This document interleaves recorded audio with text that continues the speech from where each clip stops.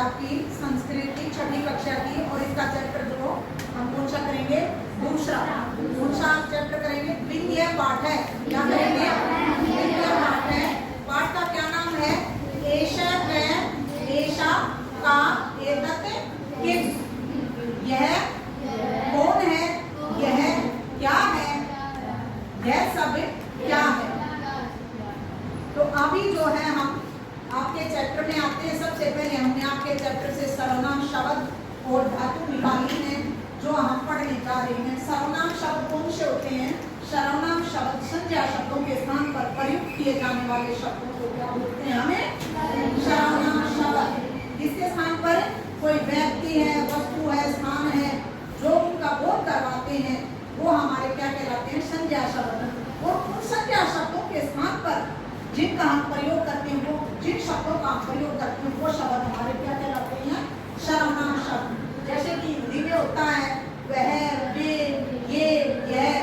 ये सब, ठीक है, उन्होंने, उसका, तुम्हारा, ये हमारे सर्वनाम शब्द हैं हिंदी के। तो संस्कृत के हमारे क्या है, श, कौ, ते, एषा, एतौ, एते, ये हमारे संस्कृत के क्या है, सर्वनाम शब्द। कौन से हैं, शाबाश बोले, से, तौ, ते, एषा, एते। फिर हमने निकाली है धातु।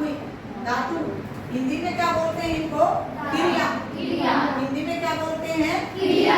तो हमारी धातु कौन सी है, करोति शब्द आएगा आपकी बुक में जब हम चैप्टर को रीड करेंगे। तो क्रोधी जो शब्द किससे बना है, क्रि से। कुरुत है किससे बना है, क्रि से। कुर्वन्ति किससे बना है, क्रि धातु से। पाठयति, पठति, ये शब्द किससे बने हैं, हमारे पठ धातु से। किससे बने हैं, पठ धातु से। ऐसे ही भ्रामयति भ्रम शब्द से बना है, भ्रम धातु से। क्रीडन्ति क्रीड धातु से। गायन्ति गा धातु से। संध्या सामने देखो, लिखन्ति लिख धातु से। किससे बना है, लिखन्ति लिख धातु से। कुरुते करते हैं, कुर्वन्ति करते हैं। पाठयति माने पढ़ते हैं। भ्रामयति घूमते हैं। क्रीडन्ति खेलते हैं। गायन्ति गाते हैं। और लिखन्ति लिखते हैं। पढ़ती पढ़ते हैं। तो हमने इन चीजों पर आज विचार विमर्श किया है। ऐसे ही हम चलते रहेंगे। अभी हम चैप्टर में चलेंगे तो आप सभी जो है, और आज हम इस चैप्टर में पुल्लिंग, जो हमारे संस्कृत में कितने लिंग होते हैं, 3 लिंग होते हैं। संस्कृत में कितने लिंग होते हैं, 3 लिंग होते हैं। तो सभी बच्चे को लिंग याद होने चाहिए। सबसे पहले कौन सा लिंग हमारा, पुल्लिंग, पुल्लिंगम। उसके बाद है स्त्रीलिंगम। उसके बाद है नपुंसकलिंगम। पुल्लिंगम किसको बोलते हैं, जिसमें पुरुष जाति की बातें होती हैं, लड़कों की बातें जहाँ होती हैं, वो हमारा क्या होता है, पुल्लिंगम। जो आराम से बैठ जाओ। फिर हमारा आता है स्त्रीलिंगम। स्त्रीलिंगम में किसकी बात होती है, जहाँ स्त्री जाति की बातें होती हैं, लड़कियों की बातें होती है, वो हमारा क्या है, स्त्रीलिंगम। नपुंसकलिंगम, ये टॉपिक हम कल चलेंगे इसके ऊपर। आज सिर्फ हम पुल्लिंगम पर ही ध्यान देंगे। स्त्रीलिंगम भी हमारा कल की वीडियो में आएगा। तो आप सबसे पहले देखें आपकी बुक में क्या है, शर्ट। क्या है हमारा, शर्ट।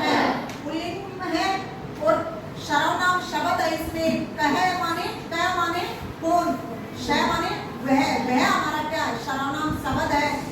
हिंदी में वह है और संस्कृत में श है। तो श वह कौन है, श शिक्षक। शिक्षक माने क्या होता है, अध्यापक।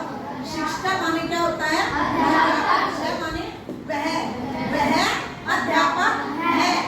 श किम करोति, श माने वह, किम माने क्या। अब आप ये समझते होंगे मैडम इसको किम बोल रही है, किम क्यों बोला जाता है। आपको दिखाई दे रहा है आपकी पुस्तक में ऊपर इसके तहत जो आपकी ये मात्रा है, इसके ऊपर अंक की बिंदी लगी हुई है अनुस्वार।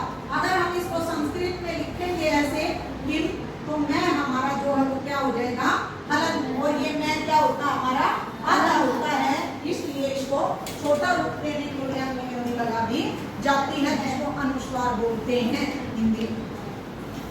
श किम करोति, वह क्या करता है। श पाठयति, श माने वह, पाठयति माने पढ़ाता है। पढ़ा रहा है। किम शय भ्रमति, किम माने क्या, वही किम फिर आ गया, क्या शय माने वह, भ्रमति माने घूमता है। ने के पीछे देखो क्या लगा हुआ है, अल्पविराम। अल्प का अर्थ होता है थोड़ा रुकना, अल्प का अर्थ होता है थोड़ा रुकना। तो अल्प विराम कैसे लगाया जाता है, यहाँ ध्यान देंगे। छोटा सा ये कोमा है, जैसे यहाँ लगा दिया हमने भ्रामति के पीछे, तो इसको हम क्या बोलते हैं हिंदी में, अल्प विराम। अल्प विराम, अल्प का अर्थ है थोड़ा और विराम का अर्थ है रुकना, थोड़ा रुकना। तो न माने नहीं, स न भ्रमति, वह नहीं घूमता है। श तू पाठयति, वह तो पढ़ाता है। अब अगला हमारा एक वचन कंप्लीट हो गया, सभी बच्चों को समझ आया।